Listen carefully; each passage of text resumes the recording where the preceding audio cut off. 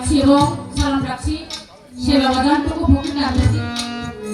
আরো সালাম রাখছি উপস্থিত আছেন আমাদের মাঝে জনাব মোহাম্মদ শফিকুল ভাই মোরলগঞ্জ, তার প্রতি সালাম রাখছি। আজকে এখানে উপস্থিত যারা আছে সকলের প্রতি সালাম শ্রদ্ধা রাখছি। বিশেষ করে বেশি সময় নিব না, দুটি গান করব, সময় বেশি নেওয়া যাবে না। আপনারা রাগ করতেছেন না আমি কথা বলি এই জন্য। তাই মাদারীপুরে আমার ভাইরা যারা আছে সকলের প্রতি সালাম শ্রদ্ধা রাখছি।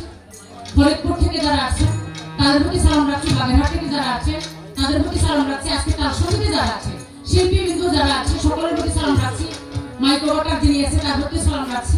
প্রশাসনে যারা আছে তাদের প্রতি সালাম রাখছি। সকলের প্রতি সালাম শ্রদ্ধা রেখে দুটি গান করবো, সবাই দোয়া করবেন। ধন্যবাদ সবাই।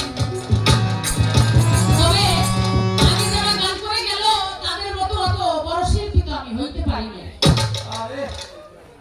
অত বড় শিল্পী এখন পর্যন্ত হইতে পারি না।